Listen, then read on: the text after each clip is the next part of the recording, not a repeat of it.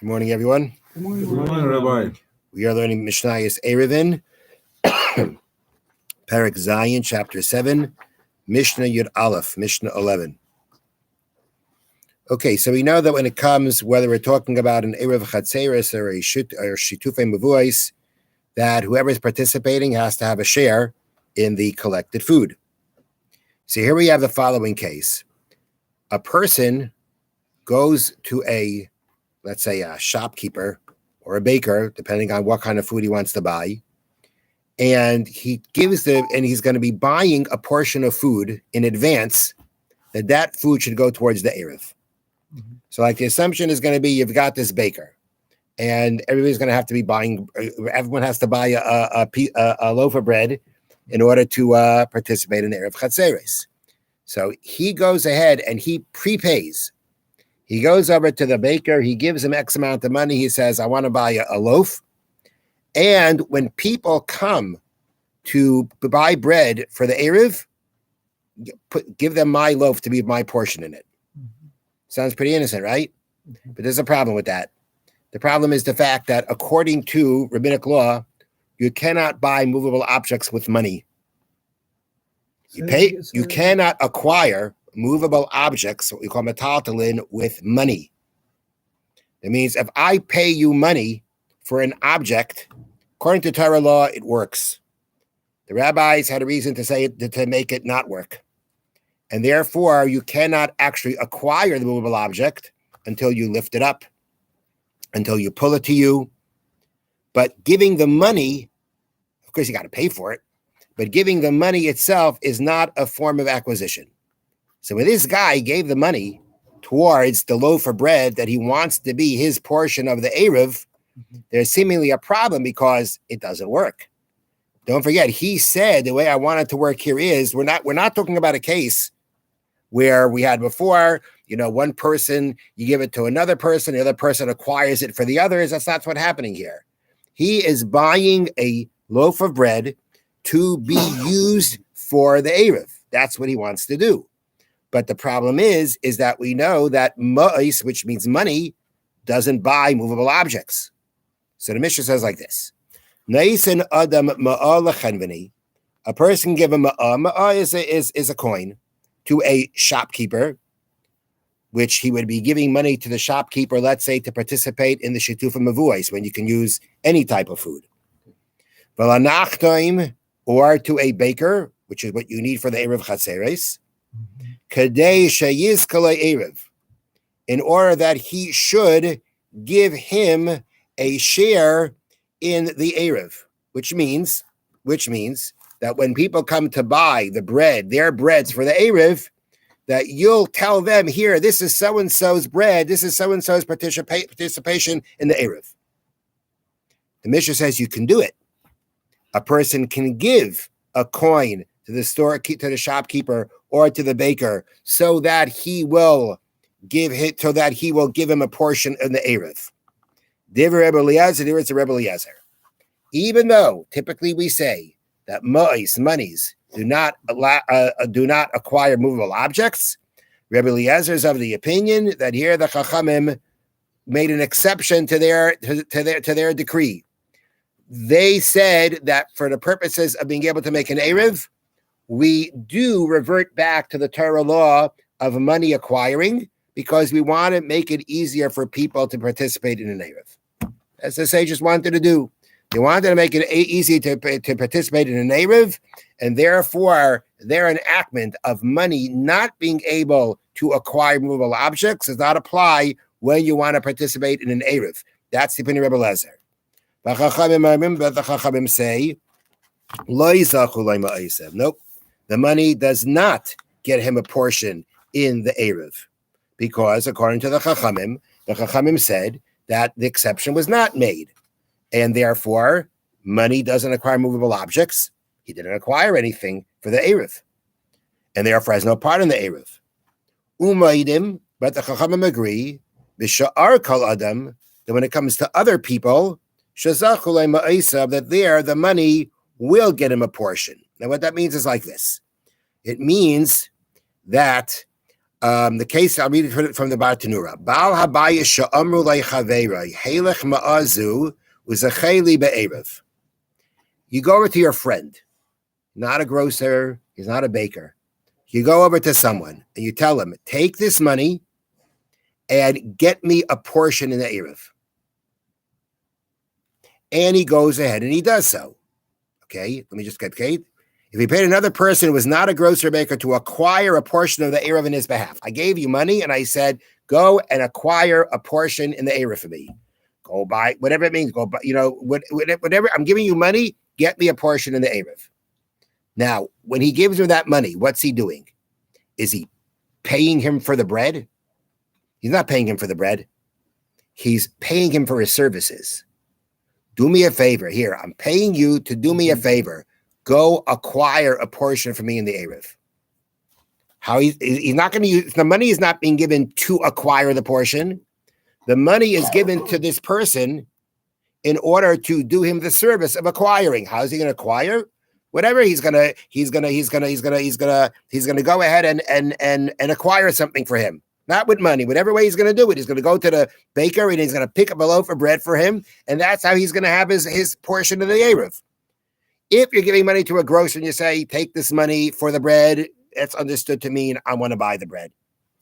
But if that's asking a friend to do it for you, then we can assume, then we can say that, the money is a payment for services, not for the bread itself, and therefore it will work that he's able to be that what his friend acquires for him will be his portion in the Erev.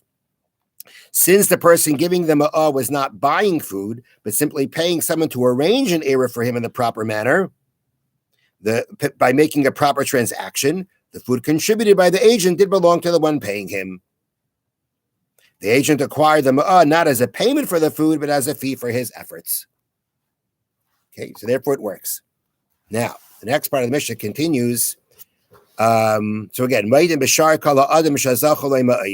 agree when it comes to giving money to other people that the money will gain him a portion of the Erev, because again, it's not buying a portion with the money, it's just paying the person for his services.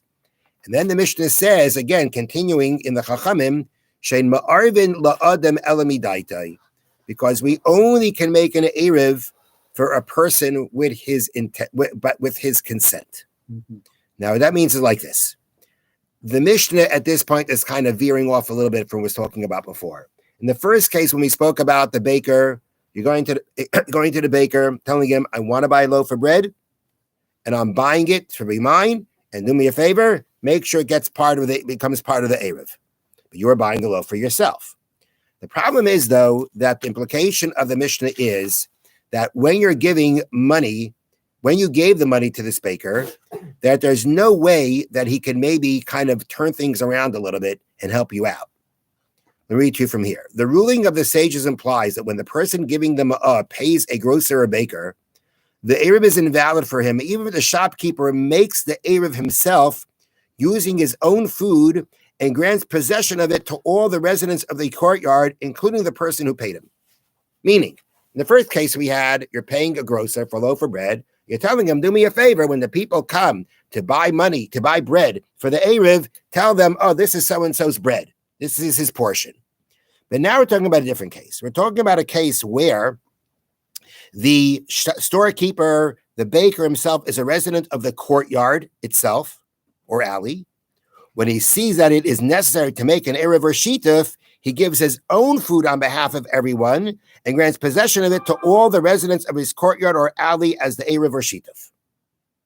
Okay, in this case, the baker, right, knows that Erev has to be done. So what does he do? He takes his own bread, and he has someone else acquire it. And he has someone else, and he goes ahead and he makes his own bread, the Erev for everyone. Now, we spoke about how that can be done, right? You give it to someone who will now acquire it for everyone. But here we're talking about where he's now giving it to everyone, right? He's giving it to everyone. And truthfully, to everyone, it's going to be a gift. But this guy paid. Okay? So the Mishnah says, still, even in this case, the wording of the Mishnah is you cannot make an Erev for someone except with his consent. Since the storekeeper wants to keep the money he was paid, when he grants ownership of the food to all the residents of the courtyard, he does so with the understanding that he is granting it to everyone else for free, but is doing so for the person who paid him only as an agent receiving a fee. However, this is not what the person paid him to do. Okay, that's not what he paid him to do. Although this person obviously does not mind spending him for his Erev, he did not authorize the storekeeper to spend the money in this way. Therefore, the agent that gets made as a result, the Erev that is made as a result is considered an Erev made using the person's money without his consent. Meaning, what's happening here is like this. The way they're explaining it is that, I'm giving everybody a portion here, right? I'm the baker. I have this bread. I'm giving everybody a portion, and I'm giving it to them for free. Now, this guy paid me, but I'm going to do him a favor because I'm smarter than him, right? I'm not going to say that the money that he gave me is a payment for the bread. I'm not going to do that. I'm going to keep the money as a fee, as for an agent's fee, right? I'm not going to use his money. His money is not going to be buying the bread. I'm going to transfer ownership to him of some of this bread so that he will have a portion in it. But the money that he gave me, which he was willing to spend for the Erev, I'm going to keep it as a transaction fee, as an agent's fee. So he's not buying his portion with money that he can't. I'm going to give it to him. I'm being maknit him. I'm being mazakim. I'm transferring it to him, not through his money, through whatever way I transfer for everybody else. But his money I'm keeping as an agent's fee. So the Chachamim say you can't do that because he didn't give you the money for that. That's not what his intention for the money was. His intention for the money was to purchase the bread. Yes, you want to do him a favor. You want to help him out and say, well, anyway, he was willing to spend the money. So he's not losing anything. And I'll do it right for him. Chachamim say it doesn't work that way. Can't work that way. At the end of the day, you cannot make an Erev for a person in any manner if you're using his money in some manner without his consent. Now, Amar Rabbi Yehuda said, now he argues. When do we say this? When do we say this rule that you've got to have his consent when making the Erev? The Eruve Tchumen. Remember that? Erev Tchumen? If let's say, you want to be able to extend, you want to be able to go more than 2,000 cubits in a certain direction, you put down an Erev Tchumen. Now, let's say I want to do that for somebody else. I'll put it down for him. I'll make sure I'll have it be considered his food, and I'll put it down for him. And I'll do him a favor. Can I do that without his consent? The answer is no. Why? Because we know, as we said, that if you go in one direction, if you extend one direction, you lose another direction. Who says he wants that? Maybe he doesn't want to lose that direction. When it comes to Erev Chatzeiros, which he's got nothing to lose, nothing to lose here if you do make an Erev Chatzeiros for him. You can go ahead and make the Erev for him with his consent or without his consent, or without his knowledge. I say consent, without his knowledge. According to Rabbi Yehuda, making an Erev Chatzeiros is clearly beneficial to a person even when using his food or money. Right? You're using his money here, right? Going back to the cases before. You're using his money in some form. But at the end of the day, he's going to benefit from it. And we know that he was willing to pay for it. So therefore, the Rabbi Yehuda says this falls under the rule, as the Mishnah concludes, we can do something for the person's benefit, not in front of him, meaning without his knowledge. But we can't in some way put a person at some kind of disadvantage without doing it in front of him without his knowledge. So Ruvei Tchumen, you can't do it without his knowledge. Ruvei Chatzeiros, in the case that we've been talking about, according to Rabbi Yehuda, you could do it for him, and the halacha is like Rabbi Yehuda. Now, I just want to conclude that my understanding, according to the Chachamim, who said that you can't do this, was only because you wanted to keep the money. Right? The guy gave money, right? And you're trying to say that, he's anyway willing to pay for the money. So I will take the money as an agent's fee, and I will go ahead and make the Erev for and do the Erev right for him. The Chachamim say they can't do that. They bring down. They say that here in the notes they bring down just in parentheses. Not in parentheses. The sages disagree and rule that it is not a clear benefit of a person to have his food or money used for any Erev. They don't explain why. They just bring down a source to that. They bring down a source, but for some reason, the Chachamim don't consider it an automatic benefit. And therefore, if any of his money is going to be involved, it's not going to work. But I believe, I can't say for sure, but I'm pretty sure that according to the Chachamim, if let's say he gave you money, right? And you decide, I'm not even going to keep his money, I'm going to give his money back. And I'm going to gift it to him. That you can do. Everybody agrees you can do that. I can acquire something for you for your benefit, for the sake of you gaining something, for having something, unless for some reason just having the ability to have an Erev Chatzeris in general, according to Chachamim, is not an automatic benefit, then maybe not.